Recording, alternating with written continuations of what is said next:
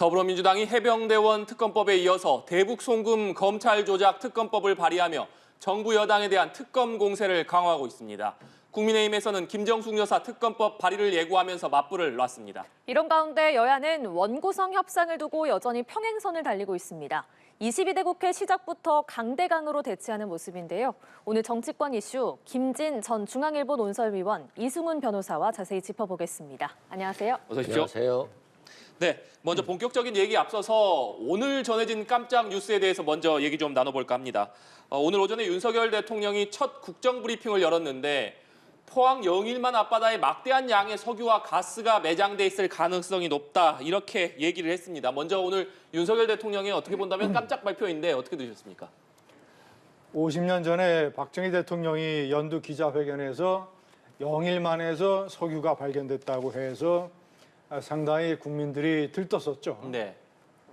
당시 세계 시추공 중에 하나에서 드럼통 1개 분량의 검은 석유가 쏟아지고 이 경유 포함이 많은 걸로 나타났는데 결국은 당시의 어떤 이 발굴 실력이라든가 여러 가지 과학기술상 경제성이 가장 중요한데 경제성이 보장되지 못해서 이것을 발굴하지 못했습니다.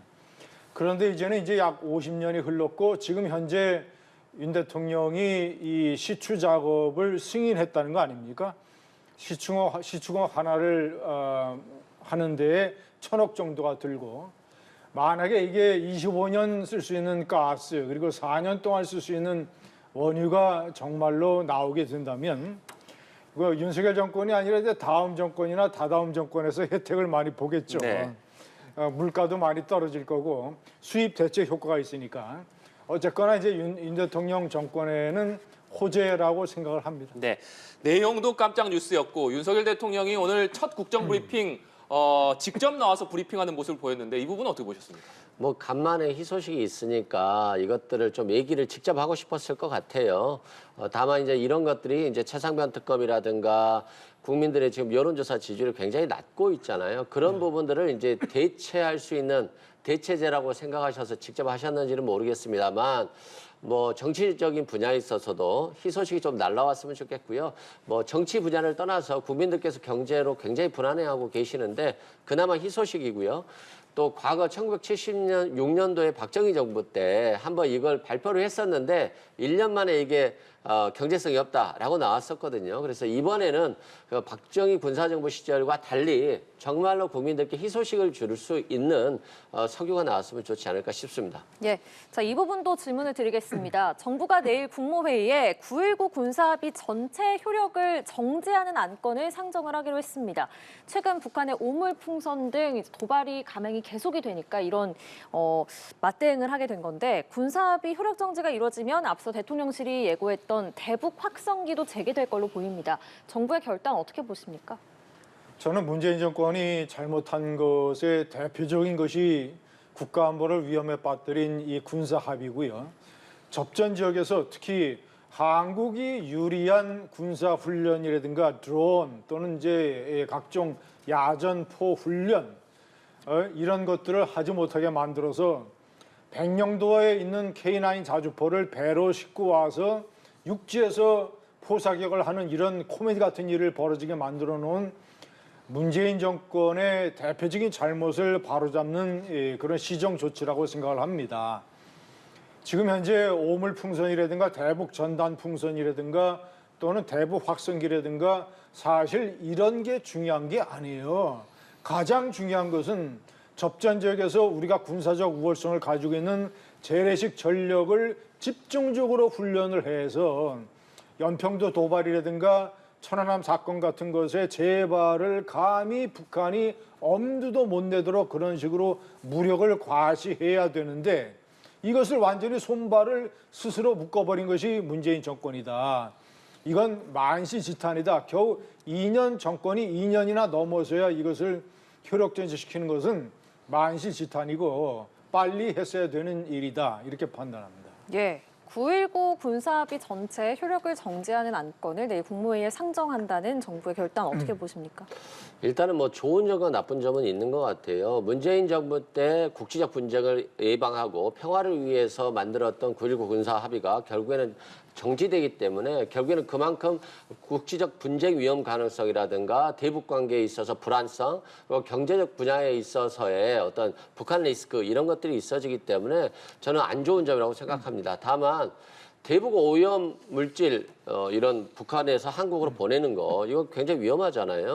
뭐 차도 손상을 입었고 또 차만 손상을 입어서 다행히 이제 국민의 신체나 안전에 위협을 줄 수 있는 것이기 때문에 이런 부분에 있어서는 뭐 불가피하다라면 정부가 9.19 군사합의를 정지시킬 수는 있겠습니다. 다만 장기적으로 봤을 때는 북한과의 관계에 있어서 외교 채널들이 꼭 있어야 되는 것이지 뭐 강대강 대치를 통해서 할 수 있는 건 아무것도 없잖아요. 우리나라의 정치도 여야가 강대강 대치를 이루고 있기 때문에 결국 국민들이 불안해하고 불편해하고 굉장히 안 좋은 현상이 되고 있잖아요. 그래서 정치, 경제, 군사 모든 게 있어서 꼭 대화는 필요하다 이런 말씀 드립니다. 네, 본격적으로 정치권 얘기로 넘어가 보겠습니다. 국회 원구성 법정 시한이 6월 7일까지 그러니까 나흘 앞으로 다가왔습니다. 그런데 여야는 아직까지 입장차를 좁히지 못하고 있는데 역시나 큰 쟁점은 법사위원장과 운영위원장을 누가 가져갈 것이냐 이 문제를 놓고 충돌을 하고 있습니다. 민주당에서는 법사위원장과 운영위원장은 물론이고 과방위원장까지 민주당이 가져와야 된다 이런 입장이지만 국민의힘에서는 국회의장을 민주당이 가져가기 때문에 운영위원장, 법사위원장은 당연히 국민의힘이 가져와야 된다 이렇게 얘기를 하면서 맞서고 있는 상황인데 위원님 오늘 박찬대 원내대표는 법정 시한까지 합의가 되지 않는다면 다수결로 하겠다 이런 입장 밝혔습니다. 결국에 합의가 되지 않는다면 표결을 통해서 민주당이 일방 처리하겠다 이런 입장으로 해석이 되는데 어떻게 보십니까? 이미 4년 전에 21대 국회 전반기를 그런 식으로 민주당이 독식을 했었지 네. 않습니까? 이미 전례가 있고 이번보다는 더욱더 그럴 필요성을 민주당이 더 느끼는 것 같아요. 가장 핵심적으로 법사위원회. 이 법사위원회는 뭐 여러 가지 법안을 통과시키는 마지막 상원의 역할을 하는 것이다라는 의미도 있지만 구체적이고 현실적으로 첫 번째는 이재명 대표의 사법 리스크와 관련돼서 가장 아킬레스 건이라고 할 수 있는 상임위입니다. 거기서 검찰과 법원을 전부 다 다루잖아요. 때문에 그런 사법부의 관련자들을 전부 다 출석시킬 수 있는 곳이고 네. 두 번째는 자꾸 입으로 떠들고 있는 탄핵 문제. 만약에 무슨 그런 비상 상황이 발생을 해서 탄핵 소추를 의결을 했을 때 국회의 탄핵 소추 위원장을 법사위원장이 맡게 됩니다. 그것이 두 번째고 세 번째는 22대 때 민주당이 거의 지금 집중적으로 주력을 하고 있는 김건희 여사 특검법, 최상병 특검법 이런 특검법 공세, 특검법의 소감 상임위원회가 법사위입니다.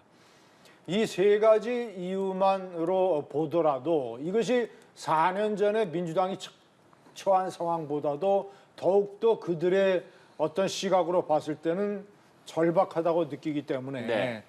이번에 강제로 밀어붙일 가능성이 4년 전보다 더 높다 이렇게 판단합니다. 네, 그러니까 민주당이 표결로서 원구성을 마무리하려고 시도할 가능성이 높다 이런 전망이신데 이승훈 변호사께서는 어떻게 보십니까? 합의의 여지 전혀 없다라고 보십니까?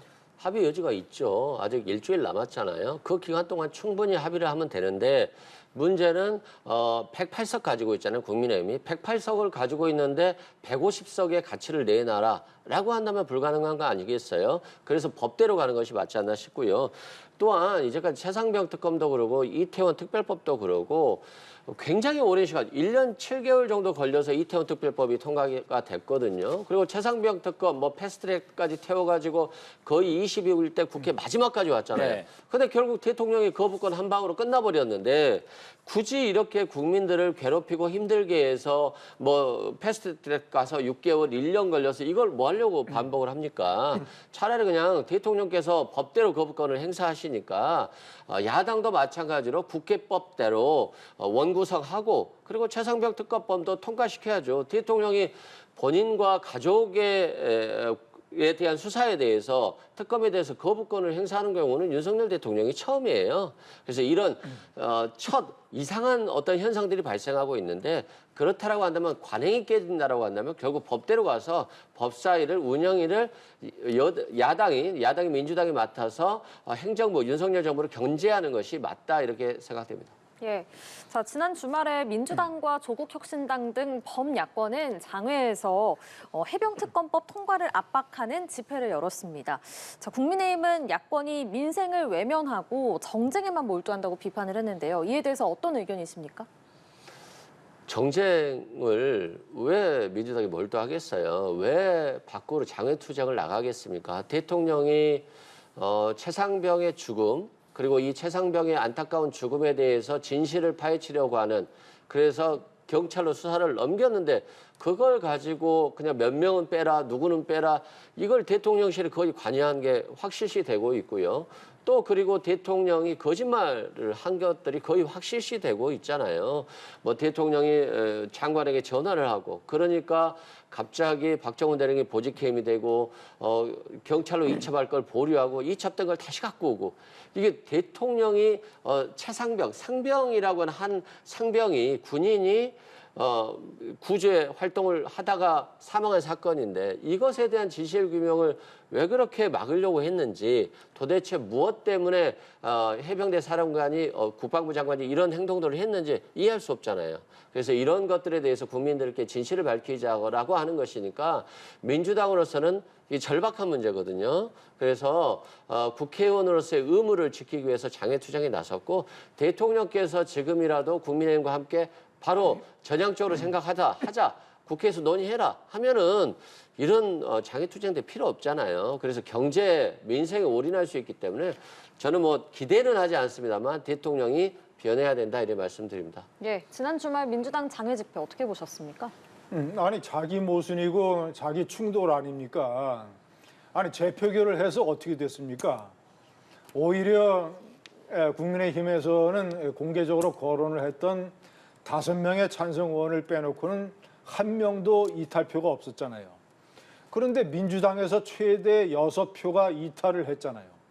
그것은 민주당의 그런 의원들이 생각하기에도 이 특검법은 논리와 명분이 맞지 않구나. 그러니까 반대표를 던진 것 아니겠습니까? 그런 일이 발생하고 전례가 생겼으면 나름대로 이제 이성을 되찾고 저런 식의 장외 집회를 하지 말아야죠. 그리고 기초적으로 논리가 안 돼요. 해병 1사단장을 그런 대민구조작전에서 상병 한 사람이 죽었다고 해서 투스타 해병 1사단장까지 법정에 세우겠다고 하는 박정훈 대령의 조치가 잘못됐으니까 대통령이 국방장관을 통해서 그렇게 하지 말아라. 이첩을 하지 말아라.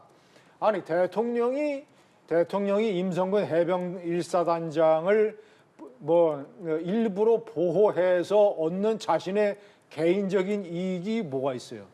개인적인 이익 때문에 그렇게 한 게 아니라 대통령이자 국군 통수권자로서 봤을 때 일개 대령이 수사권도 없는 조사를 해서 경찰에 이첩을 해야 되는 대령 단장이 해병 1사단장까지 그렇게 하는 거 보니까 이러면 군의 질서나 조직이나 기강이 안 된다고 해서 그렇게 하는 것은 틀렸다. 넘기지 말아라고 대통령이 국방부 장관을 통해서 지시를 했으면 대령 단장이 그 지시에 따라야 되잖아요. 그래야 군이 돌아가고 나라가 돌아가고 조직이 돌아가는 거 아닙니까? 아니 정치부장이 자기 마음대로 말이죠. 방송사에서 보도국장이 그거 기사 내보내지 마. 오보니까 라고 했는데 마음대로 정치부장이 기사 그거 내보내면 그 방송사가 제대로 살아남을 수 있습니까? 보도국장이나 편집국장의 지시를 따라야죠. 대통령의 지시를 따르지 않으니까 항명죄, 명령 불복종죄로 지금 군사법원에 기소가 되어 있잖아요. 만약에 군사법원에서 박정훈 피고인한테 당신 잘못됐다, 항명죄다 말이야. 유죄 판결 내리면 민주당 어떻게 할 겁니까?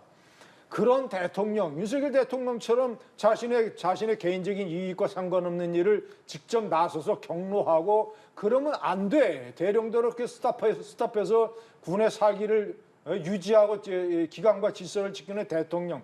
그런 역할을 하는 대통령이 진짜 대통령입니다. 이거 시간 지나면 국민들이 다 아시게 될 거예요.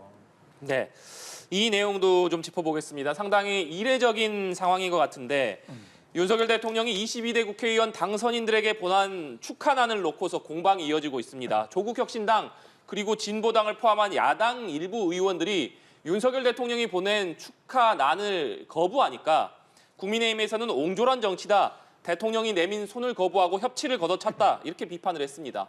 윤석열 대통령이 22대 국회 당선인 전원에게 보낸 축하난을 가지고 벌어지는 이 여야 간의 공방은 어떻게 봐야겠습니까? 대통령 윤석열이 개인의 자격으로 국회의원 개개인들에게 보낸 게 아니잖아요. 헌법기관인 대통령이 헌법기관인 국회의원 당선인들한테 축하난을 보낸 것이다. 네. 때문에 저것을 개인적인 정치적인 어떤 이해관계나 논쟁 이런 것으로 거부하고 또 조롱을 하는 것은 매우 옹졸한 처사다. 저거는 대통령의 국회 연설 때 입퇴장 때 악수를 거부하거나 대통령 연설 때 피켓 시위를 하는 그런 옹졸한 처사하고 똑같은 거예요.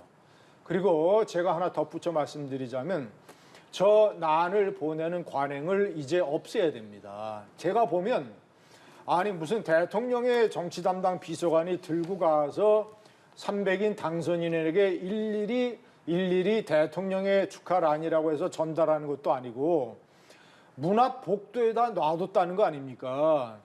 대통령이라는 리본이 달긴 난을 대통령 스스로 품위를 떨어뜨리는 거죠. 대통령의 란이나 대통령의 조화나 대통령의 축하화는 그 정도 대접을 받을 자리에 있어야지 저런 식으로 복도에다 툭 놔두고 가는 저런 관행, 저는 아직 난을 보내는 관행 자체를 차제에 이번에 없애야 된다고 생각합니다. 네, 예산 절약을 위해서도. 네, 이승 변호사님. 뭐 저도 그 점에 있어서는 동감입니다. 최소한 뭐 정무수석이라든가 비서관이 국회의원실에 와서 당선을 축하합니다. 이건 대통령이 보낸 겁니다. 라고 하는 게 격에 맞아요. 대통령의 난이기 때문에. 그런데 그냥 뭐 도둑이 그냥 얼른 갖다 놓은 것처럼 문 앞에 두고 갔다는 것 자체가 그 권위 자체를 굉장히 떨어뜨리는 행동이다 이런 말씀 드리고요. 지금은 이제 시대가 변했어요. 대통령이 예전처럼 왕으로 취급되지도 않고요. 뭐 하사품도 아니고요. 분명히 여기에 대해서는 국회의원들이 개개의 의사표현을 충분히 할 수 있고 특히 지금처럼 정부와 여당이 야당을 그렇게 존중하지 않는 그런 상황에 대해서 충분히 이런 비판적인 시각을 얘기할 수 있다고 생각됩니다. 뭐 조국 전 장관도 결국 윤석열 대통령과의 악연 때문에 뭐 일가족이 뭐 거의 구속되어야 될 상황까지 왔지 않습니까? 그리고 뭐 이준서 전 지금 의원이죠. 과거에 당대표 갔다가 뭐 다시 이제 그만두게 됐고요. 이재명 대표도 야당 대표인데 얼마 전에 검찰총장이 신속하게 수사를 마무리하겠다 했더니 갑자기 막 검찰 인사가 되고 김건희 여사에 대한 수사를 제대로 할 것처럼 하니까 또 막 검찰 지휘부가 인사이동이 되고 그렇다고 한다면 지금 대통령이 벌써 3년 차인데 야당 대표에 대한 수사를 언제까지 할 건지 뭐 정말 야당 대표를 끝장내고 싶다 뭐 이런 의사는 잘 알겠지만 국가의 미래를 위해서는 검찰 권력을 이렇게 국정의 동력을 회복하고 야당을 잡들이하는 식으로 활용해서는 안 되거든요. 그래서 이런 것들은 당연히 주는 대로 받는 인과응보 같아요. 뭐 옹졸하다고 비판하면 그것도 뭐 받아야 되겠습니다만 저는 대통령이 바뀌지 않으면 지금 정치에 대한 불신은 바뀌기 어렵다 이런 말씀드립니다. 예, 주제를 좀 돌려보겠습니다. 여야가 특검 대 특검으로 맞서고 있는데요. 22대 국회 개원과 동시에 해병특검법을 발의한 민주당은 오늘은 대북 송금 검찰 조작 특검법을 발의를 했습니다. 검찰이 처음부터 이재명 대표를 겨냥해서 수사한 게 아닌지 그걸 좀 살펴보겠다는 거죠. 그렇죠. 그러니까 아마도 이제 뭐 곧 있으면 발표들이 많이 나올 거예요. 이 특검법을 한 것들이 예를 들어서 이화영 전 부지사한테 굉장히 회유를 하고 또 쌍방울 전 대표죠. 사장한테 뭐 김성태 씨한테 뭐 술을 먹게 해주고 이런 것들 뭐 진위는 아직 확인되지 않았습니다만 진위가 상당히 왜곡된 자료들을 이제 민주당이 수집하고 있다고 보시면 되고요. 그런 차원에서 이재명 대표를 잡기 위해서 이재명 대표가 범죄자가 되는 틀을 만들어 놓고 거기에 사실관계를 꿰맞추고 각종 공문들을 그 유죄 판결에 유리한 공문들만 끼워넣고 이재명 대표가 관여되지 않았다라고 하는 증거들은 버리는 방식으로 굉장히 왜곡되고 조작된 수사가 됐다라고 하는 것들이 지금 이 특검법을 발의한 것이고요. 아마도 이제 관련 의원들이 여기에 대해서 하나하나씩 기자회견을 할 건데요. 어떤 부분이 검찰이 조작된 정황이 있는지에 대해서 국민들께 하나씩 밝힐 것으로 보여집니다. 예, 이것이 입법이 되면 검찰이 특검의 수사를 받게 될 텐데요. 이 대북 송금 특검법에 대해서는 어떤 생각 가지고 계세요? 아니 이재명 당시 경기지사에게 그 내용을 보고했다라고 진술을 했던 사람이 이화영 전 의원이잖아요. 그리고 무슨 뭐 검찰에서 술판을 벌여가지고 바깥에서 무슨 연어 안주를 사오고 뭐 취할 정도로 마시고 무슨 뭐 교도관이 보고 뭐 아니 이건 뭐 제2의 청담동 술자리 파동 그 의혹하고 비슷한 거 아닙니까? 너무나 사실관계가 단순하고 명확한 것을 이미 검찰과 교도관 당국에서 전부 다 부인을 했고 가장 중요하게는 이화영 전 지사가 같이 술을 먹었다고 하는 김성태 회장 자체가 모든 사실이 아니다. 그런 일 없었다라고 얘기를 하지 않습니까?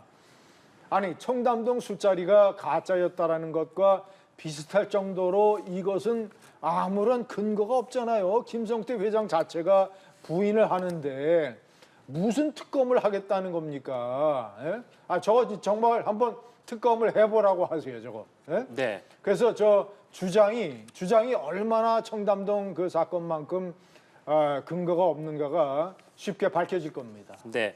국민의힘에서는 윤상현 의원이 김정숙 여사 특검법을 발의했습니다. 수사 대상에는 김 여사의 인도 타지마할 방문 그리고 옷값 특수활동비 등 5가지 의혹이 포함이 됐는데 민주당 윤건영 의원은 이것이 해병 특검법 물타기이자 김건희 여사 방탄용이다 이렇게 강하게 반발을 하고 있습니다. 윤상현 의원이 김정숙 여사 특검법을 발의했는데 이 배경에 대해서는 어떻게 보고 계십니까?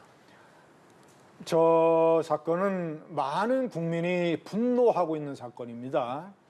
배현진 의원이 국정감사에서 다 밝혀냈듯이 인도 정부에서 도종환 문화체육부 장관을 초청을 했어요.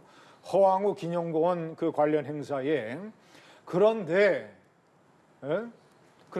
김정숙 여사가 가고 싶어 하니까 4개월 전에 인도 국빈 방문 마치고도 이번에 타지마을을 보지 않아서 대단히 아쉽다라는 심경을 남긴 것으로 알려지고 있고 그러니까 우리 정부에서 다시 인도에 얘기를 해서 김정숙 여사를 초청을 하는 걸로 셀프 초청장을 다시 만들어서 보내게 됐고 도종환 문화체육부 장관이 관련 이 공무원들만 데리고 갔으면 전체 예산이 3천만 원으로 끝날 이 일을 김정숙 여사를 보내면서 대통령 전용 2호기를 태워가지고 대한항공에 지급한 대통령 전용기 값만 2억 1천만 원이고 식비가 6,300만 원 가까이 나왔다라는 지금 이 자료가 나와서 그런 보도가 있고 네.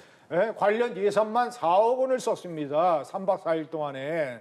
김정숙 여사는 본인이 원했던 타지마을 관광을 하고 당시 월성 1호기 경제성을 일부러 범죄 혐의로 조작을 해가지고 원전 생태계를 망가뜨려서 당시 2017년에 관련 국민들이 피눈물을 흘릴 그때에 대통령 부인이 대통령 전용기를 타고 4억 원의 세금을 3박 4일 동안에 허공에 날려버린 이 사건은 제가 판단할 때는 국민의힘에서 특검을 찬성하지는 못할 거예요. 왜냐하면 최상병 특검을 반대했던 논리가 공수처가 수사를 하고 있지 않느냐. 이거는 전직 대통령과 대통령 부인이 관련이 돼 있고 현재 외교부와 문화체육부가 관련이 되기 때문에 공수처에서 수사를 해야 됩니다.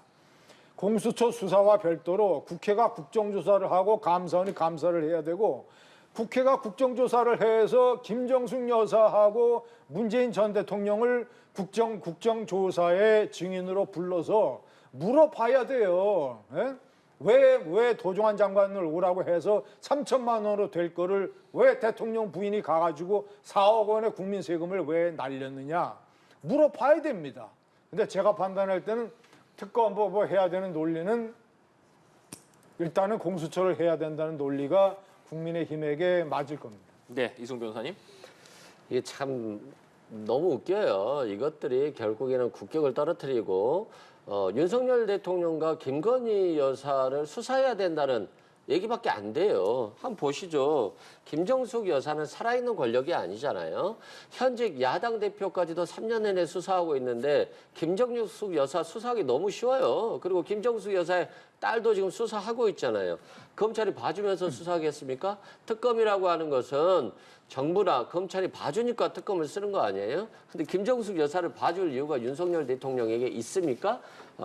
저는 절대 그렇지 않다라고 보고요. 그런 경우에 특검을 쓰는 건 그게 국가 예산을 낭비하는 겁니다. 그리고 김건희 여사가 해외 순방하면서 한 500억 가까이 썼을 거예요. 윤석열 대통령하고 같이 ABB까지 한 200~300억 써가지고 500억이 넘는 비용을 썼는데 그러면 이 특검을 요구하는 순간 김건희 여사가 기내식으로 얼마나치 먹었는지까지도 수사를 해야 되는 거예요.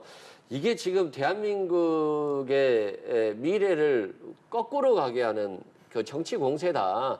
본인들의 생각을 잘 해봐야 된다. 그리고 바이든 대통령의 부인 질 바이든 여사라든가 질 바이든 여사의 딸도 외국에 나가서 문화 외교를 하고요. 대한민국에 뭐 경복궁 갈 수 있는 거죠. 그러면 경복궁 왜 갔냐고 비판할 겁니까? 물론 비판할 수 있겠지만 이게 수사 대상입니까? 이 코미디 같은 행동들을 더 이상 그만두는 게 윤석열 대통령과 김건희 여사에게는 굉장히 좋은 일일 것이다 이렇게 말씀드립니다. 예, 각 당의 내부 상황도 짚어보겠습니다. 민주당의 더민주 전국혁신회의가 어제 2기 출범식을 했습니다. 친명계 최대 조직이자 당내 최대 의원 조직이 됐는데요. 자, 이 자리에서 국회의원 중심의 퇴행적 원내정당을 거부한다면서 당원 주권 강화를 강조를 했고요. 또 이 자리에 참석한 민주당 지도부도 당원권 강화를 연이어서 주장을 했습니다. 당원 당규 개정을 통해서 당원권을 강화해야 된다는 지금 그런 주장이 있잖아요. 여기에 힘이 실리게 될까요? 힘이 실린다고 보고요. 그런 추세입니다. 왜 그러냐면 당원들이 과거에는 뭐 100만 이 정도였었거든요. 지금 250만 명의 권리당원이 있고요. 그리고 이 당원들이 과거에는 소극적으로 그냥 누가 당원 받아주라고 하니까 써줬는데 요즘에는 자발적으로 권리당원으로서 온라인 당원이거든요. 그리고 이들이 굉장히 활동을 많이 하고 예를 들어 대통령 선거를 했다라든가 또는 정부가 잘못된 길을 가고 있을 때 굉장히 적극적으로 활동하는 분들이기 때문에 이 동력을 국가의 동력으로, 근데 민주당은 동력으로 쓸 필요가 있어요. 그래서 당원권 관할은 지금의 시대적 소명이다. 그렇기 때문에 뭐 국회의장을 선출할 때라든가 시도당 위원장을 선출할 때 당원의 비중을 좀 줄 것이다. 라고 하는 그런 내용들도 있고요. 또 국회의원들이 잘못했을 때는 당원들이 소환할 수 있는 제도까지도 어제 토론에서 논의가 됐거든요. 그만큼 경우에 따라서는 당원권이 너무 강화되는 게 팬덤 정치 아니냐라는 비판도 있을 수 있습니다만 예. 지금 윤석열 대통령에게 너무 실망해서 윤정부 심판에 너무 분노하고 있는 이렇게 하고 있기 때문에 결국엔 윤 정권을 심판하기 위해서 강성 지지층들이 굉장히 강하게 뭉치고 있기 때문에 이건 지금 시대의 기류다 이렇게 보면 될 것 같습니다. 예, 이렇게 민주당에서 당원권 강화에 힘이 실리는 분위기인데요. 이 분위기 어떻게 읽고 계세요? 당원들은 이제 국회의원 선거 때 공천자 국회의원 후보를 경선으로 선출하는 데에 당원들이 이 주력적으로 관여를 하는 데에 그쳐야 됩니다. 딱 거기까지 그쳐야 돼요. 국민들이 국회의원을 뽑는 걸로 그치듯이 그 이후에 구성됐을 때는 당 지도부나 국회의원들한테 맡겨야 됩니다. 그게 대의민주주의의 원리예요. 왜냐? 당원들이 직접적으로 관여를 하고 영향력을 행사를 하면 일종의 당원 파퓰리즘이 됩니다. 대표적으로 민주당의 지금 강성 당원들의 정치적 성향이라든가 스타일이 어떤 거냐면 이재명 대표에 대한 체포 동의안에 찬성을 해서 29명이 당시에 이탈을 했을 때 이 29명의 의원들을 전부 다 색출을 해내야 된다. 이게 수박들이다. 그래서 이 의원들에게 마구 문자를 보내서 당신은 찬성을 했느냐 반대를 했느냐. 네? 이거 밝혀라 말이야. 이런 식으로 압박을 하고 지금 제가 대의민주주의의 원칙상으로도 안 된다고 말씀드렸지만 현실적으로도 현재 민주당의 강성 당원들의 저런 어떤 극단적인 대중적 파퓰리즘의 현상으로 봤을 때 완전히 당원권 강화를 하면 그렇지 않아도 강성인 민주당이 완전히 폭주 기관차가 될 겁니다. 이재명 대표에게는 유리하겠죠. 왜냐? 강성 당원들이 이재명 대표를 차기 당대표 만들고 대권 후보 만들고 대통령 만들려고 하기 때문에 대표적으로 더민주혁신. 그러나 어떤 정당 또는 한국 국회로 봤을 때는 저것은 굉장히 위험한 일이다. 이렇게 판단합니다. 네, 국민의힘은 전당대회 시기와 룰 그리고 지도 체제에 대한 논의를 본격적으로 시작을 합니다. 그런데 지금 국민의힘 일각에서 나오는 얘기가 이재명 대표의 원톱 체제가 강화되다 보니까 국민의힘에서는 집단 지도 체제와 1인 지도 체제를 좀 절충해서 절충형 지도 체제, 그러니까 당대표 선거에 나온 후보들 중에서 1, 2, 3등까지 2, 3등은 최고위원을 하는 방안이 좀 검토가 되고 있는데 현실화 가능성에 대해서 어떻게 보십니까? 원칙적으로도 그렇고 과거의 경험칙상도 그렇고 대단히 나쁜 아이디어입니다. 2014년인가요? 그 박근혜 정권 때 네. 그때 새누리당에서 저런 식으로 집단 지도 체제를 했어요. 네. 그래서 반밖에 친명계인 김무성 대표가 당대표가 되고 친박계의 수장인 서청원 의원이 넘버2 최고위원이 되고 네. 그리고 김태호, 이인재 이런 중진급들이 다 최고위원이 됐어요. 당시 김무성 대표와 서청원 넘버2 간에 엄청난 갈등이 벌어져서 당이 완전히 봉숭아 학당이라는 얘기를 들었습니다. 그리고 중진급 최고위원들도 다 한마디씩 하고 네. 만약에 한번 상상을 해보세요. 현재 여론조사 추이나 당원들의 상당한 이 조사 결과에 따르면 만약에 이제 그 결과를 산술적으로 놓고 보면 한동훈 비대위원장이 출마를 하면 당대표가 된다고 가정을 해봅시다. 그러면 넘버2 나경원, 넘버3 안철수, 넘버4 유승민, 넘버5 그다음 윤상현. 만약에 지도체제가 이렇게 구성이 된다고 쳐요. 다 한동훈, 나경원, 유승민, 안철수 다 한마디씩 하는 사람들입니다. 중요한 이슈에 관해서 당이 아마 산으로 올라갈지 몰라요. 절대로 지금 현재 당 체질상 집단 지도 체제는 현실적으로 대단히 위험하고 저것을 강행을 한다면 친윤계가 만약에 한동훈 위원장이 당대표 될 가능성에 대비해서 견제용으로 할 가능성이 높다 이렇게 판단합니다. 네, 이승훈 변호사님. 저도 그 부분은 비슷한 의견이고요. 한동훈 전 비대위원장이 나온다고 하면서부터 집단 지도 체제가 논의되고 그래서 2등과 3등이 최고위원이 되는 거. 근데 대화 타협이 되면 또 좋을 수도 있는데요. 오히려 안철수, 나경원, 유승민, 한동훈이 한 자리에 모여서 뭔가 논의를 했을 때 정말 좀 싸울 수 있는 모양새가 나올 수도 있고 또 반대로 오히려 대통령실과 전체적으로 각을 설 수도 있을 것 같아요. 그런 측면에서는 대통령실도 부담이고 한동훈 전 비대위원장 입장에서도 거의 상수가 되고 있는 상황에서 자신의 어떤 정책들을 한번 해보고 싶을 건데 좀 불편한 감이 있을 것 같고요. 마지막으로 말씀드리면 당원들의 정치 참여는 굉장히 중요한 것 같고요. 민주당은 지금 그 길로 가고 있는 것이고요. 오히려 국민의힘이 더 먼저 갔다고도 볼 수 있어요. 당대표 선출에 있을 때 당심 100% 하지 않았습니까?